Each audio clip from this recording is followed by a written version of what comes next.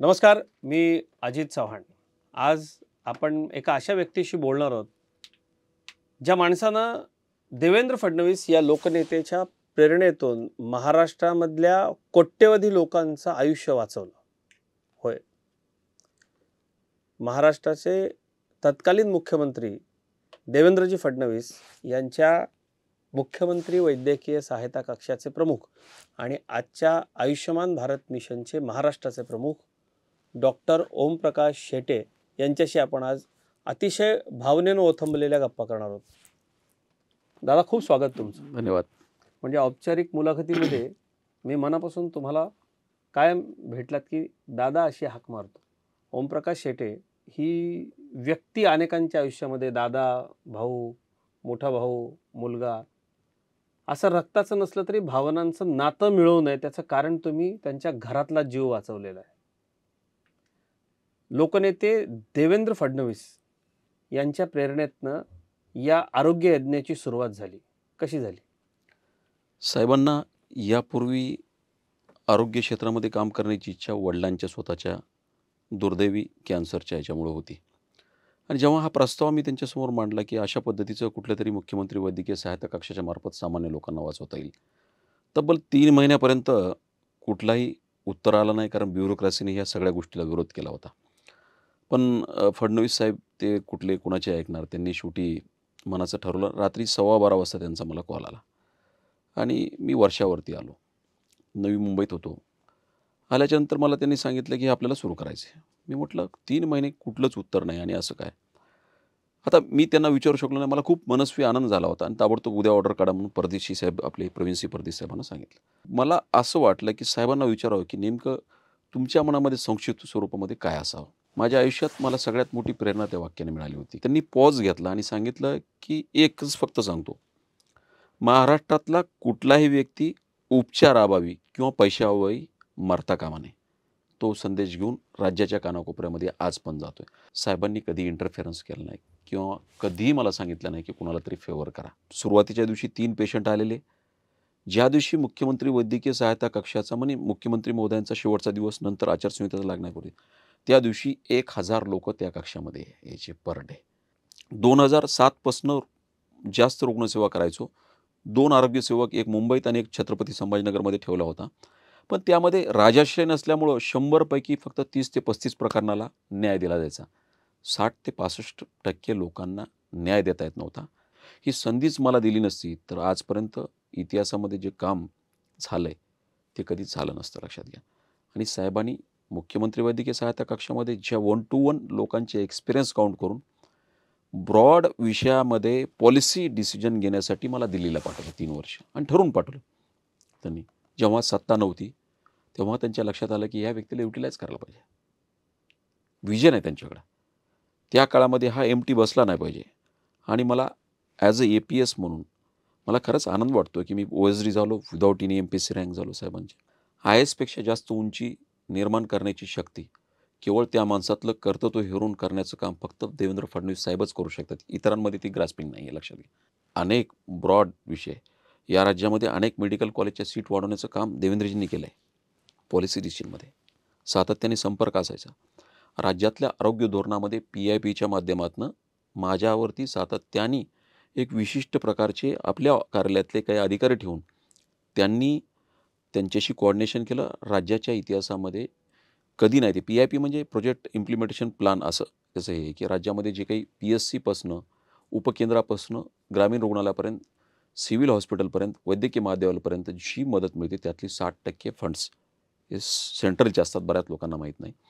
आणि ती PIP final करण्याची महाराष्ट्राची जबाबदारी त्यांनी माझ्यावरती दिली होती. योगायोगाने मंत्री महोदया भारती पवारताईंकडे मी APS होतो. महाराष्ट्राच्या इतिहासामध्ये 3 वर्षामध्ये सुरुवातीच्या वर्षी 6,000 कोटी, नंतर 8,400 कोटी आणि आता 24-25साठी 8,800 कोटी रुपयाची तरतूद. एका वर्षामध्ये 2-2, 3-3 हजार कोटी रुपयाची वाढ करून महाराष्ट्रामध्ये सस्टेनेबल हेल्थ पॉलिसी आणावी, या प्रकारचा विचार घेऊन त्यांनी हे केलं होतं. दिल्लीत गेल्याच्यानंतर पत्रकार परिषद छत्रपती संभाजीनगरमध्ये होती. त्यावेळेस मला एक जणांनी प्रश्न विचारला होता की फडणवीस साहेबांनी तुम्हाला पाठवलं आहे, ही काही तुम्हाला केंद्रात पाठवणं म्हणजे पनिशमेंट? म्हटलं एक विचार करा, आज सत्ता नाही, सत्तेचं पाठबळ चांगल्या कामासाठी वापरावं यासाठी मला केंद्रात पाठवतात APSमध्ये. सस्टेनेबल हेल्थ पॉलिसी आली पाहिजे. महाराष्ट्रामध्ये प्रत्येक नागरिकाच्या खिशामध्ये असं कार्ड असलं पाहिजे, ATMमध्ये स्वॅप केल्याच्यानंतर पैसे येतात, ते आपल्या बँक अकाउंटमधून डिडक्ट होतात. त्याच पद्धतीनं असं कार्ड निघालं पाहिजे, की ते कार्ड दाखवल्याच्यानंतर हॉस्पिटलनी मोफत उपचार केले पाहिजेत. आणि एक सांगू, महाराष्ट्र हे पहिलं राज्य आहे साहेब. महाराष्ट्राच्या इतिहासामध्ये 28 जुलै 2023 रोजी आयुष्यमान भारत म्हणजे प्रधानमंत्री जन आरोग्य योजना आणि महात्मा ज्योतिबा फुले जन आरोग्य योजना या दोन्ही एकत्रीकरण करून राज्य सरकारने GR काढण्याचं काम स्वतः फडणवीस साहेबांनी केले. आणि खात्रीशीर ह्यासाठी सांगतो, त्यानंतर प्रेस घेतली आहे मनसुखभाई मांडवी यांच्याबरोबर. महाराष्ट्रातल्या 12.5 कोटी लोकांना आम्ही 5 लाखापर्यंत मोफत उपचार देणार आहेत असा शासन निर्णय निर्गमित केला. ही जुलै 2023 मधली घटना. आणि त्यानंतर बरोबर नोव्हेंबरमध्ये ह्या योजनेची अंमलबजावणी करण्यासाठी आयुष्यमान भारत मिशन महाराष्ट्र समिती नाव दिलं. मला एक सांगा, अनेक समित्या बघितल्या असतील तुम्ही, कुठल्या समितीला मिशन म्हणून नाव आलं आहे का तुम्ही पहा. 5-6 महिन्यामध्ये 27 जिल्ह्याचा दौरा केला.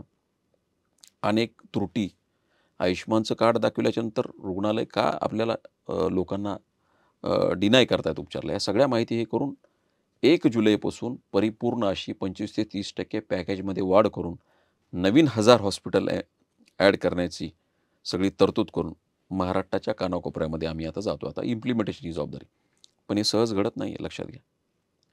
यासाठी प्रेरणा साहेबांची. सुरुवातीच्या काळामध्ये 25,000 रुपये मदत दिली जायची. साहेब झाल्याच्यानंतर त्यांनी त्या दिवशी 50,000 केली. साहेबांना मी सहज मेसेज टाकला, म्हटलं साहेब ईच अँड एव्हरी फाईल जर तुमच्याकडे येत असेल तर थोडंसं अवघड जाईल आणि यामध्ये वाढ करायला पाहिजे. आज उपचार पद्धती ॲड झाल्यात आणि त्यातले दर पण ॲड झालेत. अनेक असाध्य रोग आहेत. अनेक असाध्य रोग. आणि यातले सगळी मर्यादा वाढवायला पाहिजे. फक्त पैशाची नाही तर आजारांची देखील त्याच्यामध्ये स्वरूप ॲड करायला पाहिजे. 10:30ला काहीतरी कॅबिनेट होती. 9:45च्या आसपास साहेब येत होते. मला वाटलं त्या समिती कक्षात जातील, त्या शेजारी समिती कक्ष कॅबिनेटचं. तर मी अपेक्षित ते केलं, म्हटलं साहेब येतात. आणि मी असं खरी बघायला गेलो तर एक जण मला म्हटलं असंच केलं. मला म्हटलं काय झालं. योगायोगाने TVचे एक पत्रकार तिथं होते आणि 1-2 NGO पण आलेल्या होत्या तिथं. आम्ही काही चेक वाटप करत होतो, मुख्यमंत्री सहायता निधीतले काही शॉर्टफॉल. आणि योग सडनली असं झालं की साहेब आल्याच्यानंतर तो कॅमेरामन डायरेक्ट तिकडे, साहेब इकडे येत आहेत. मी म्हटलं नाही ते कॅबिनेट आहे ना आज. तो साहेब धडधड आले. आम्हाला काही कळलंच नाही. नार्वेकर साहेब असू द्यात, हे असू द्यात, सगळेजण प्रवीण सिंह परदेशी साहेब ते पळत आले वरती. आणि नार्वेकर साहेबाला मनात पाल चुकली की बहुतेक ओमप्रकाशने काल मेसेज टाकलं तर साहेब झापतात. ते नवीन CM झालेले होते आणि त्यांचा स्वभाव सगळ्यांना माहीत असण्याचं काही कारण नव्हतं, असं होतं. त्यामुळं ते आले आणि म्हटले कुठे आहे ऑपरेटर, कुठे आहे. म्हटलं कुठल्या ऑपरेटरने चूक केली मला काही कळलंच नाही. म्हणजे टाईपरायटर कुठे आहे तुमचा, घ्या बोलवलं. आणि ते चेअरवर बसले. मला म्हटलं किती काम केलं दाखव पटकन. फाईल वगैरे काढल्या. आणि तो योगायोगाने TVचा पत्रकार होता, तो सगळ्या हे घेत होता सगळं.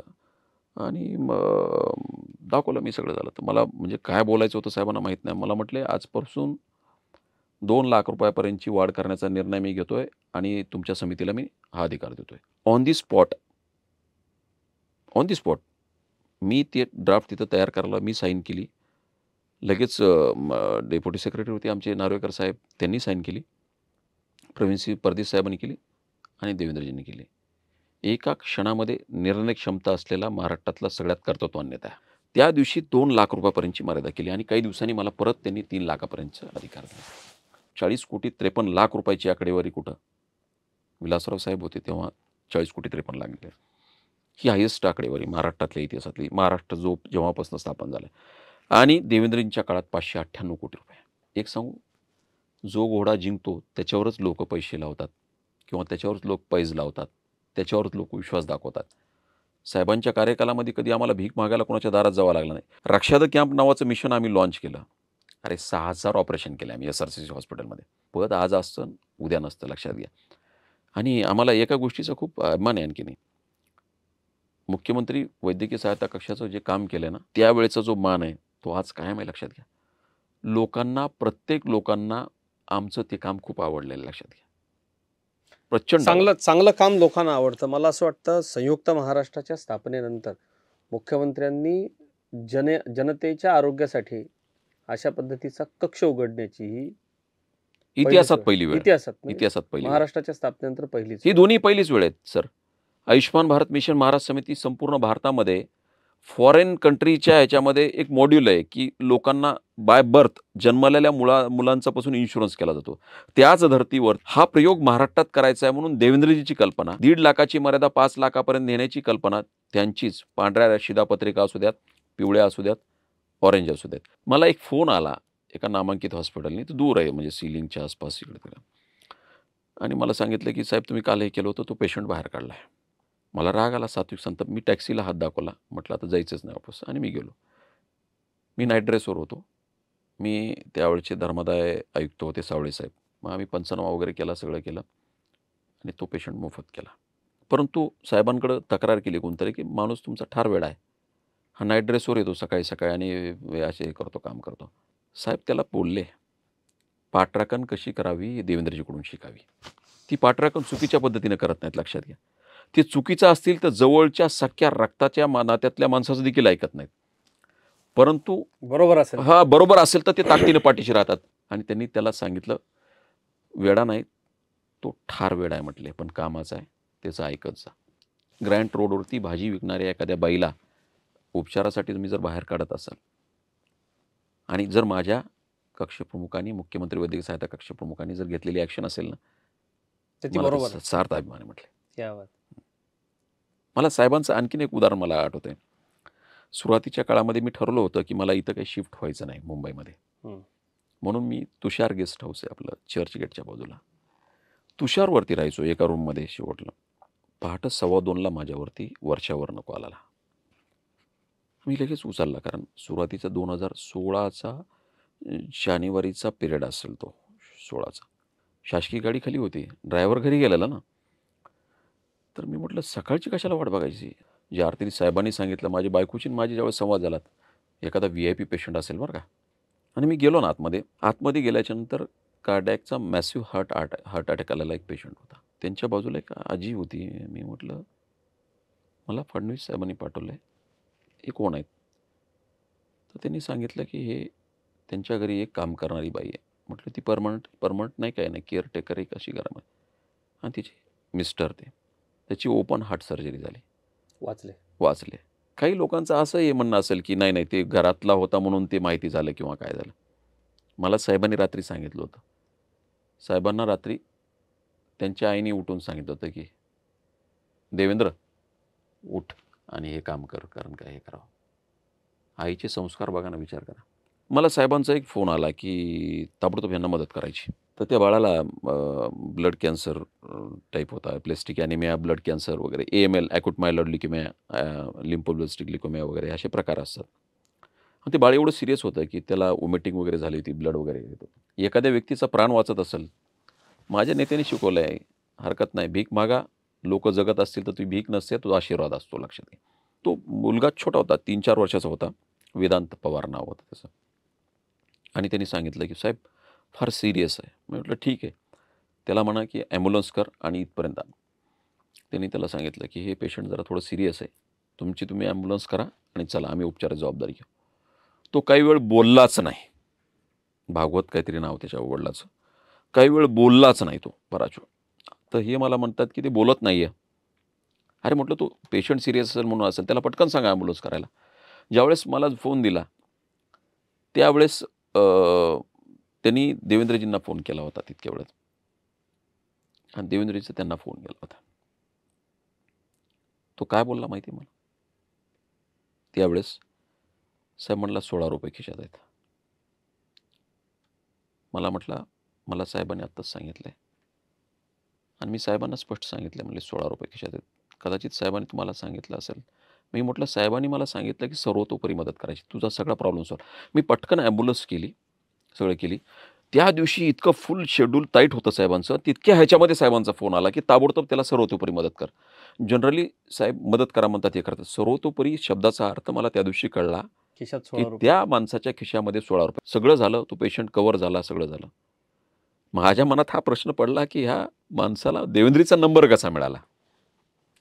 तिची आत्या ही गोंधळी नृत्य वगैरे करते, हे करते. तर ती आता शेवटी कलाकार असतात, तर ते कुठून तरी नंबर मिळतात. विवेक असं साप्ताहिक मासिक वगैरे जे आहे, त्याच्यामध्ये सर्व राज्याचे मुख्यमंत्री, यांचे सगळ्यांचे नंबर आहेत असं तिनं, आणि ते नंबर हे करून म्हणून जस्ट ट्राय केला. क्या बात. तो ट्राय नव्हता, देवानी त्यांचा प्राण वाचवण्यासाठी तो नंबर लागला. साहेबांनी तो कॉल घेतला आणि साहेबांनी रिपोर्ट उत्तर केलं. ओमप्रकाशजी, 101 रुपये सगळ्यात मोठं डोनेशन असं काहीतरी देवेंद्रजींनी आपल्या सोशल मीडियावरती शेअर केल्याचा किस्सा तुम्ही सांगत होते, तो काय? 2019ला सांगली आणि कोल्हापूरमध्ये पूरग्रस्त निधी जमवणं चालू होतं, आणि त्या व्यतिरिक्त CM मेडिकल सेलच्या ह्याला सध्या शॉर्टफॉल झाला होता पैशाचा. शेवटचा टप्पा होता, एक 50-1 कोटी रुपयाची गरज होती. त्यावेळेस देवेंद्रजींनी आवाहन केलं होतं की 22 जुलै आम्ही माझ्या आयुष्यात विसरू शकत नाही, साहेबांचा वाढदिवस. वाढदिवसाच्या निमित्ताने साहेबांनी कधीही सांगितलं की बॅनर लावू नका, आजही सांगतात ते, किंवा हे करू नका. आणि त्यांना स्वतःचा वाढदिवस असा केक कट करून किंवा आपण काहीतरी एखाद्या नेत्याचा वाढदिवस करतो त्या पद्धतीनं करणं आजही आवडत नाही, तेव्हाही आवडत नव्हतं. सकाळीच सुभाष बापूंनी 5 कोटीचा चेक दिला. आम्ही तिकडे जाऊन BSC सेन्सेसमधून कोट्यवधी रुपये आणले. असे करोडो रुपयाची त्या दिवशी जमा झाली. मग मला वाटते 50 कोटी रुपये दिवसभरात आरामात जमा झाले त्यावेळेस. म्हणजे बिलकुल 47 कोटी रुपये तर दुसरीकडून असा एक निधी आला. शिर्डी साई संस्थांमधनं आम्ही तितक्या काळामध्ये 23 कोटी रुपये त्याच दिवशी आणले, आणि पुन्हा 50 कोटीचे 73 कोटी रुपये आणले. मला रात्री अपेक्षित होतं की साहेबांचं की एवढे कोट्यवधी रुपये 50 कोटी रुपये आले, त्यातली सगळ्यातली हायेस्ट फिगर कॅल्क्युलेट करून ती टाकतील. धक्काच बसला की रात्री 101 रुपयाची मुख्यमंत्री सहायता निधी आलेली मदत ही माझ्या आयुष्यातली किंवा ह्या मुख्यमंत्री पदकाळातली सर्वात मोठी मदत आहे. तर मला लगेच फ्लॅशबॅकमध्ये गेलो मी. 2018मध्ये ती घटना घडलेली होती. बऱ्या झालेल्या रुग्णांनी 101 रुपये मला जेव्हा पाठवले, सर्वोच्च आनंद. 50 कोटीचं जे मूल्य आहे ते फिकं पडलं, कारण ही अतिशय प्रामाणिकपणाची क्या भेट होती. त्यामुळं साहेबांची उंची कुणी मोजावी, आणि ती उंची मोजणारा माणूस आजपर्यंत मला महाराष्ट्रात सापडला नाही. ओमप्रकाशजी, देवेंद्र फडणवीस यांनी या सगळ्या विषयाची सुरुवात केल्यानंतर सार्वजनिक आरोग्य, सामान्यांचं आरोग्य, कसं आहे की गरीब माणसाला 2-3 गोष्टीतच सगळ्यात मोठा फटका बसतो. आर्थिक, लग्न, शिक्षण आणि घरामध्ये येणारी मेडिकल इमर्जन्सी, आरोग्याची आणीबाणीची परिस्थिती. अतिशय सूक्ष्म पद्धतीनं सामान्यांच्या जीवनाचा विचार करणारा हा नेता आहे.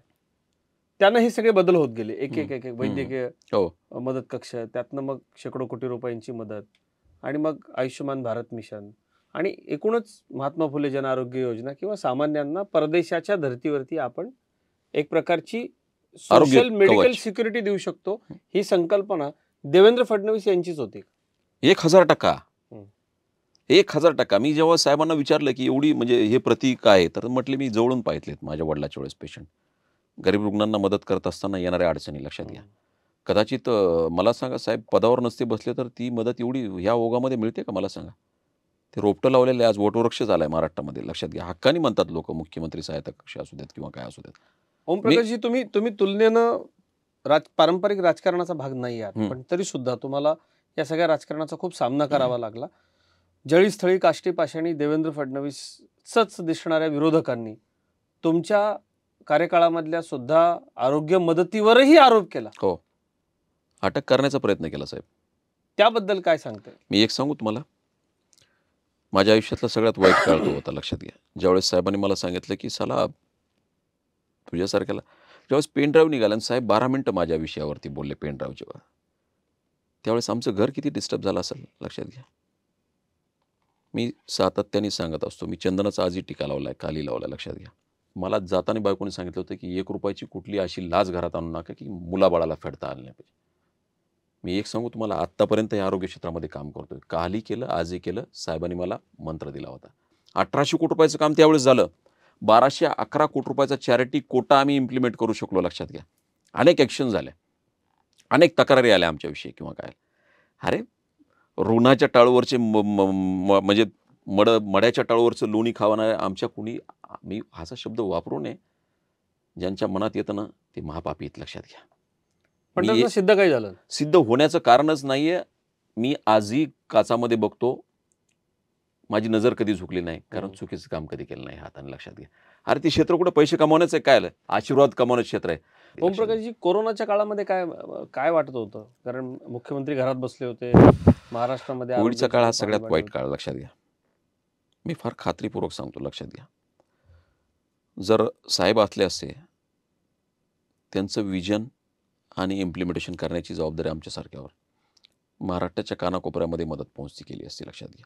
ती होत नाही म्हणून मला PIL करावं लागली, लक्षात घ्या. तुम्ही कोर्टात गेला? हो, मी गेलो. दररोज शेकडो फोन यायचे, मला सांगा ज्यांच्याकडे पैसा आहे त्यांनाच बेड मिळत होते. मी अगदी खात्रीशीर सांगतो तुम्हाला, पैशाशिवाय बेड मिळाले का, लक्षात घ्या. अनेक हॉस्पिटलवाले आहेत की ज्यांच्या आयुष्यामध्ये जेवढे पैसे कमवले नाहीत तेवढे त्यांनी 1-1.5 वर्षामध्ये कमवले. त्यांच्या 50 पिढ्याचे पैसे कमवले. याला जबाबदार कोण? तत्कालीन राजकारते, बिलकुल. आणि माझा काय उद्देश होता मला सांगा. मी हायकोर्टात PIL केली होती, लक्षात घ्या. काय म्हटलं हायकोर्ट? हायकोर्टाने ॲलिगेशन केले, पॅकेजेस फक्त जर तुम्ही परिपत्रक काढलं होतं की 1 दिवस 3 दिवस आधी परिपत्रक काढलं. महात्मा फुलेची जी योजना त्यांनी सांगितली की आम्ही कोविडला सगळ्या लोकांना आम्ही हे केलं, आम्ही इन्स्टॉलमेंट भरलाय युनायटेड इन्शुरन्स कंपनीकडं. पण तसं नव्हतंच. परिपत्रक 1 दिवस 3 दिवस जे आधी केलं होतं तेच परिपत्रक स्वीकारायचं ना.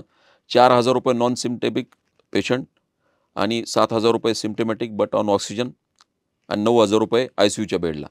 मी म्हटलं महात्मा फुलेमध्ये तेच स्वीकारा ना. म्हणजे तुम्ही एका अर्थाने परिपत्रक काढून हॉस्पिटलला लूट देण्याची परवानगी केली. आणि मग जर तुम्हाला महात्मा फुलेमध्ये कॉमन मॅनचे उपचार करायचे असतील तर ते परिपत्रक का नाही? मॅक्झिमम 65,000 पर्यंत त्यांनी पॅकेज अडवलं. या Maximum. सरकारनं आता 2.5 वर्षामध्ये सुद्धा आणि केंद्र सरकारनं सुद्धा, मोदीजींनी भारतीय जनता पक्षाच्या विजनच्या माध्यमातून एक कॉमन गोष्ट आहे की सामान्य माणसाला केंद्रबिंदू वैद्यकीय ठेवलं. मदत मिळाली पाहिजे, त्याचा उपचार झाला पाहिजे. बाकी या देशामध्ये तुम्ही म्हणाल तशी मेडिकल इंडस्ट्री श्रीमंतांसाठी आहेच आहे आणि आपण त्यांचा आदरही केला पाहिजे. परदेशातले लोक भारतामध्ये आज उपचारासाठी येत आहेत, हे भारतीय डॉक्टर्स तंत्रज्ञांचं यश आहे निश्चितपणे. पण हा खर्च सामान्य माणसाला परवडत झेपवणार नाही. मी हे खरं. एक गोष्ट प्रामाणिकपणे मान्य करतो की संपूर्ण भारतामध्ये मुंबई एक असा हब आहे, हम्म. रोडवरच्या भिकाऱ्यापासून करोडोपत्यापर्यंत इथं इलाज केले जातात उपचार ऑन होतात. Charity basis.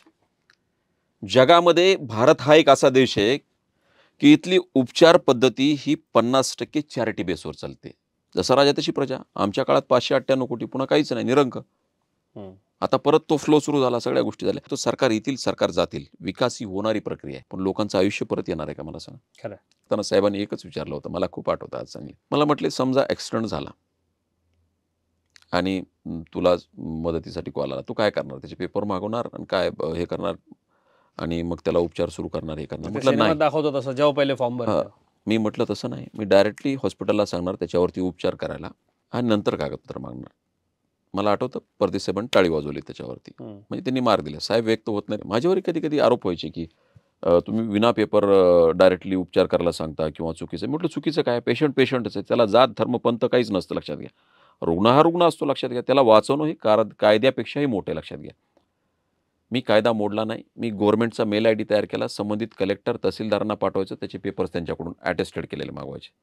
कायद्याची चौकट मोडायला कधीच सांगितली नाही मला साहेबांनी. चौकट मोठी करून त्यामध्ये सामान्य लोकांना बसवण्याचं ज्ञान देवेंद्रजींनी मला दिले. सामान्य माणसाच्या आरोग्याच्या बद्दल इतका संवेदनशील असणारा नेता म्हणजे देवेंद्र फडणवीस. मोठ्या लोकांना कुठेही पंचतारांकित उपचार मिळू शकतील. सामान्यांचा उपचार, आयुष्यमान भारत मिशन, तुम्ही सांगितलं नाव सुद्धा देवेंद्रजींनी दिले. याचं ठरवलंय. काय उद्देश होता देवेंद्र फडणवीस या लोकनेत्याचा आयुष्यमान भारत मिशन घडवण्यामागे? त्यांनी मला जो पहिला संदेश दिला होता ना, की महाराष्ट्रातला कोणताही माणूस उपचाराअभावी किंवा पैशाअभावी मरता कामा नये. जेव्हा ते देवेंद्रजींनी मला सुरुवातीला जबाबदारी दिली, ती इंडिव्हिज्युअल होती, लक्षात घ्या. 1 to 1 लोकांना भेटला जायचं. पण जी लोक आपल्याला भेटूही शकत नाहीत, ज्यांना देवेंद्र फडणवीस साहेब माहीत नाहीत, ओमप्रकाश शेट्टे माहीत नाही, अजित चव्हाणजी माहीत, मग ते काही त्यांची ही हॅज फंडामेंटल राईट्स. त्यांचा राईट्स आहे, आरोग्यसेवा त्यांना मिळायला पाहिजे. साहेबांनी क्रेडिट घेण्यासाठी हे कधीच केलं नाही आयुष्यात, माहिती आहे का, की या गोष्टीचं कुठलं तरी क्रेडिट घ्यायचं आहे. भांडवल म्हणलं तर दररोज 50 एपिसोड लिहू शकतो मी, इतकं दररोज काम आहे. असं एक दिवस नाही. आज मोबाईल जर काढला तर देवेंद्र फडणवीस साहेबांची रात्री 2च्या आसपास जर मला मेसेज आले नसतील तर मला करमत नाही, लक्षात घ्या. किमान 3-4 मेसेज असतात की ह्या व्यक्तीला मदत करा, त्या व्यक्तीला मदत करा. परवा दिवशी रवी निकम पाटील म्हणून आमचे गंगापूरचा एक असंच सामान्य माणूस आहे. आणि योग असा आला की मी सुदैवाने हेडिओर हॉस्पिटलमध्ये होतो. माझ्या आईचं फिटनेस सर्टिफिकेट घेत होतो, कॅटरॅक्टची सर्जरी करायची. त्या व्यक्तीचा कॉल यायला म्हणून मी कट करायलो. मला काय आयडेंटिफाय झालं माहिती आहे का? मी कट करत होतो की साहेब मला बोलायचं. मी म्हटलं मी जरा हॉस्पिटलमध्ये, म्हटलं आईची तपासणी करतोय तर काही गौण म्हणून मी कट केला. आणि 3 मिनिटांनी नंतर साहेबांचा मला मेसेज आला की यांचा ॲक्सिडेंट झाला आहे आणि हा नंबर आणि ताबडतोब यांना उपचार करायचे. तर मी म्हटलं ठीक आहे. मग 5 मिनिटांनी मी आईचं फिटनेसचं सगळं झालं की मी तो नंबर डायल केला. तर मला लक्षात आलं की आत्ताच हा नंबर आला होता माझ्या मोबाईलवरती. मी म्हटलं तुम्ही आत्ता कॉल हो म्हणते साहेब तुम्हाला कॉल केला होता. मग तुम्ही देवेंद्रजींना म्हटले आत्ताच मेसेज टाकला मी. देवेंद्रजींनी तो मेसेज मला ॲज इट इज फॉरवर्ड केला. साहेबांची एक खासियत सांगू का? जर एखाद्या व्यक्तीने मेसेज केला तो त्याचा मोबाईलमध्ये नंबर सेव्ह आहे की नाही? नंबर सेव्ह आहे हे पाहत नाहीत. परंतु मला ज्यावेळेस पाठवत होते मी साहेबांना एकदा नम्रपणे म्हटलं की साहेब थोडंसं एक हे होतंय. तुम्ही मला मेसेज पाठवता पण मला त्याचं फॉलोअप घ्यायला किंवा त्याला परस्यू करायला मला प्रॉब्लेम येतो का? म्हटलं माझ्याकडे मोबाईल नंबरच नसतो. तर स्वतः साहेब ती कॉपी पेस्ट राज्याचा मुख्यमंत्री आज उपमुख्यमंत्री ते कॉपी पेस्ट करून ते मोबाईल टाकून केलं. आपण कंटाळा करतो, राग येतो आपल्याला आणि तो मेसेज संवेदनशीलता. ती संवेदनशील आणि लगेच त्याला आपण उपचार दिले. ओमप्रकाशजी, महाराष्ट्राच्या संपूर्ण राजकीय इतिहासात आरोग्य विषयाबाबत सर्वाधिक संवेदनशील नेता असं देवेंद्र फडणवीसांना म्हणते. 1000% आणि ज्यांना ह्याच्यावरती संशय असेल तर माझी तयारी त्यांनी समोरासमोर बसावं. मी डोळ्यात डोळे घालून माझा डोळा एकदाही खाली येणार नाही, लक्षात घ्या. एकदाही खाली येणार नाही. पाप भीरू असलेलं व्यक्तिमत्व आहे, लक्षात घ्या. रुग्णसेवेबरोबर त्याच्या घरातली परिस्थिती, साहेबांनी केलेली मदत, त्यामध्ये साहेबांच्या आशीर्वादाने अनेक लोकांना नोकऱ्या मिळालेल्या आहेत. मला खूप चांगलं वाटतं की साहेबांचं आणि पोलिसांचं नातं अतूट आहे, अतूट. आम्ही सत्तेवर असो किंवा नसो, हमारा कोई बाल नहीं बाका कर सकता क्योंकि हमने अच्छा काम किया है. देवेंद्रजी सातत्याने म्हणत असतात, लक्षात घ्या. पोलिसांमध्ये पण पोलिसांच्या बद्दल देवेंद्र फडणवीसांचं ममत्व आहेच. आहेच. त्यांच्या योद्धा आरोग्याबद्दल नावाचा असेल, टॉपिक लिहिलाय मी. घरांबद्दल असेल, योद्धा नावाचा टॉपिक लिहिलाय. तो जर चांगले वाचला निर्णय घेतले. कोणी, हम्म. हे होऊ शकतं का? 26/11चा हल्ला मला वाटतं 2008-9ला काहीतरी झाला होता, Yes. बरोबर? अरुण जाधव नावाचे एक पोलीस शिपाई त्या कारमध्ये मागे कारमध्ये अरुणजी होते. 5 जण जखमी जे झाले होते त्यातले अरुण जाधव एकटाच राहिले होते. 5 बुलेट होत्या. एक बुलेट त्यांच्या आजही हातात आहे. साळसकर, कामटे साहेब आणि साळसकर साहेब, करकरे साहेब या तिघांची हुतात्मे झालं होतं. आणि ती गाडी विधान भवनच्या परिसरामध्ये ज्यावेळेस आली होती तर फायर केल्याच्यानंतर त्यांना पण त्यांची स्टेनगनच उचलत नव्हती त्यांना. आणि ज्यावेळेस कसा उतरला आणि आणखीन दुसरा एक अतिरेकी होता, ते उतरला आणि ते जाताना तर कसं तरी त्यांनी वायरलेस सेटवर असं ओढून सांगितलं, म्हणजे असं उठून, कारण ते वायरलेस सेटवर होता, उठायला जावं ते गोळ्या घालतील पाठीमागं, कारण हे होतं म्हणून ते उठता येत नव्हतं. कसं तरी उठले ते आणि ते नव्हते म्हणून उठले आणि त्यांनी सांगितलं की कसाब मरीन ड्राईव्हच्या ह्या दिशेने गेला आणि कसाब पकडला गेला. दुर्दैवाची गोष्ट सांगू का? त्यावेळेस काँग्रेसचं सरकार होतं.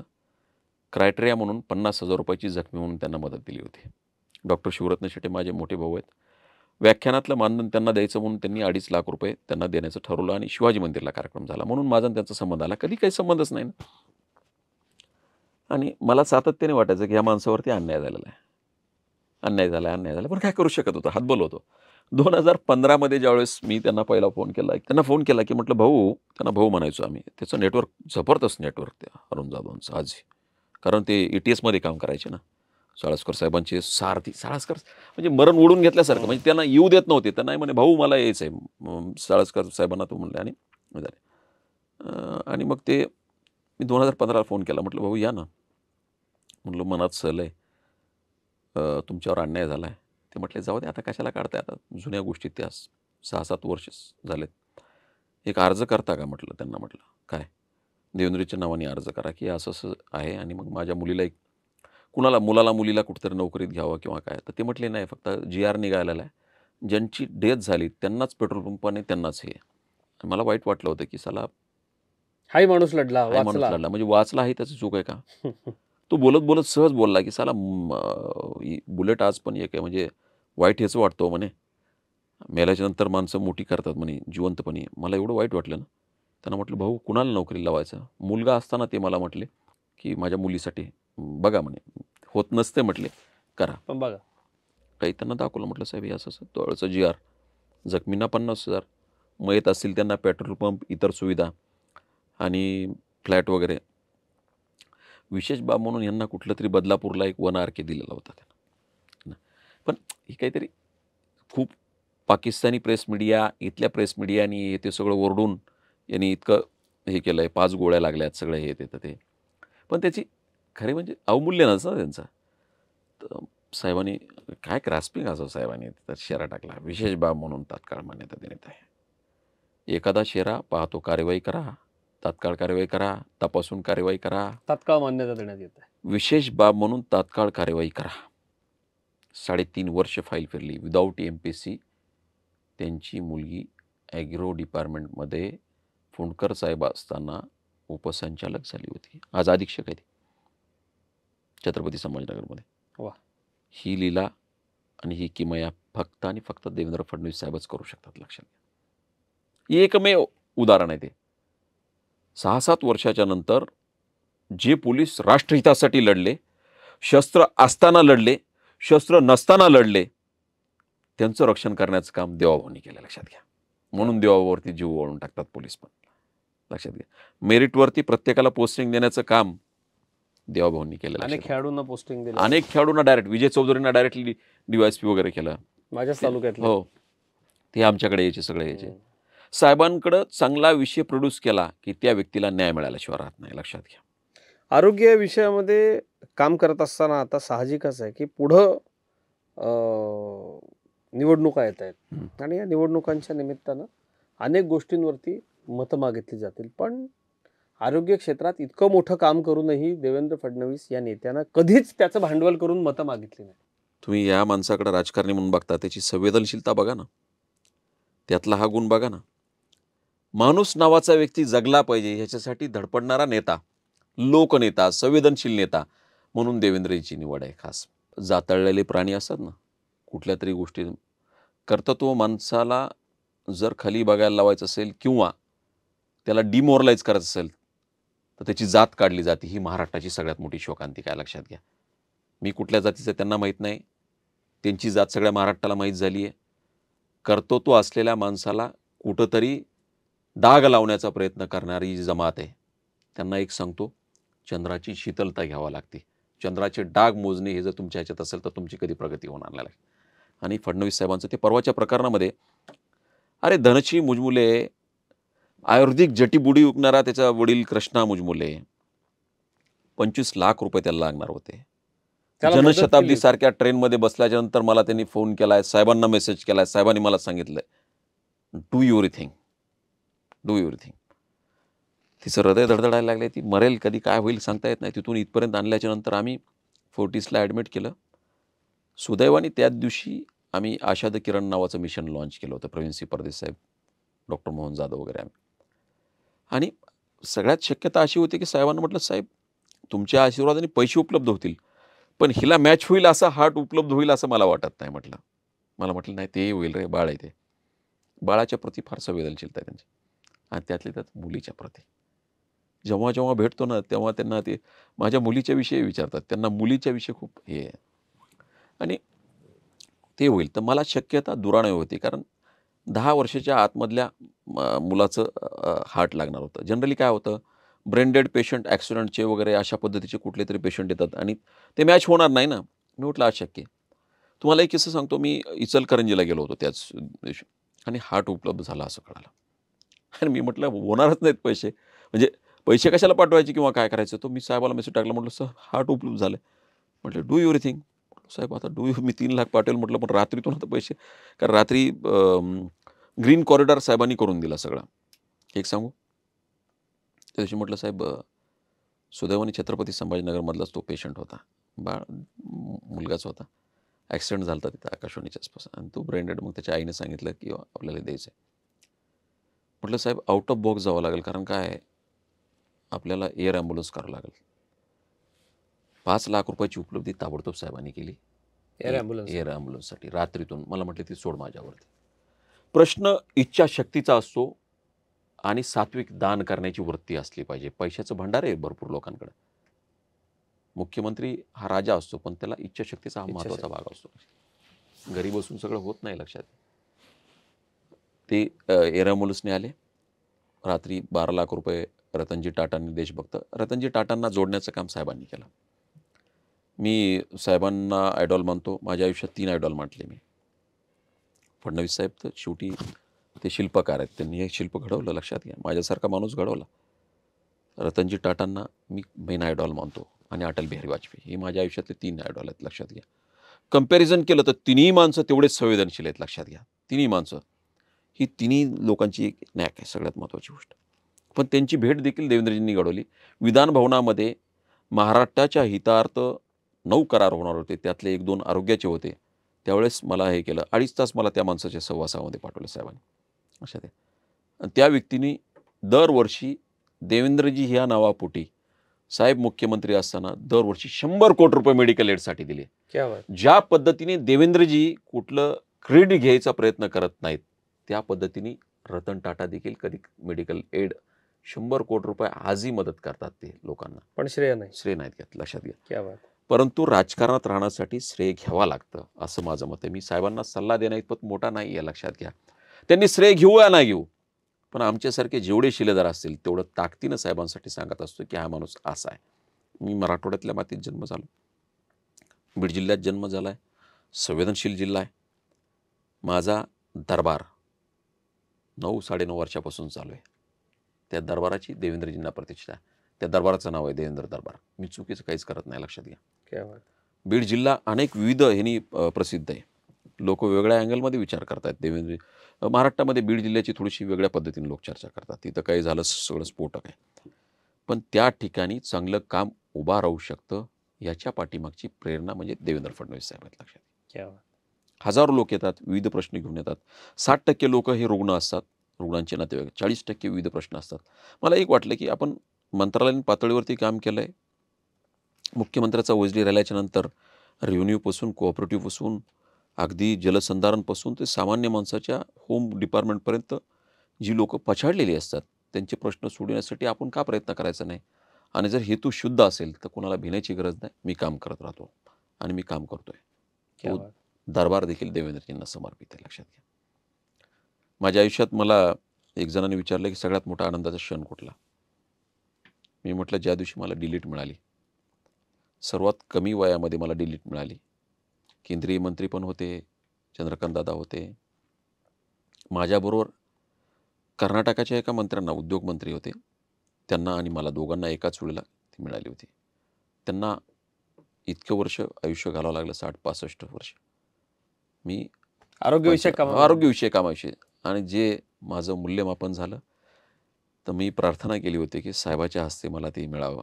आयुष्यात मला त्यांनी एखादा शपथविधी देण्याचा जरी हे आला, त्याच्यापेक्षा मोठा आनंद मला साहेबांच्या हस्ते डिलीट मिळाली या गोष्टीचा, लक्षात घ्या. चला, त्या शपथविधीचाही योग कारण हजारो रुग्णांच्या शुभेच्छा तुमच्या पाठीशी आहेत. ओमप्रकाशजी, खूप कमी वेळामध्ये असंख्य किस्से तुम्ही सांगितलेत आणि सगळ्यात महत्त्वाचं म्हणजे कुठलंही राजकीय मायलेज न घेता देवेंद्र फडणवीस नावाचा लोकनेता गेली अनेक वर्ष महाराष्ट्राच्या सामान्य गरीब, कष्टकरी, शेतकरी, जातपात, धर्म न पाहता रुग्णांसाठी जे काम करतोय ते काम उलगडून दाखवण्याचा प्रयत्न तुम्ही केलात. तो मनाला खूप भावला, कारण या सगळ्या गोष्टी अतिशय भावनिक आहेत. यापुढेही आपल्याला आरोग्य सेवा अशाच पद्धतीने करण्याचं बळ ईश्वर देव. आमच्याशी बोललात, खूप खूप आभार. धन्यवाद. धन्यवाद.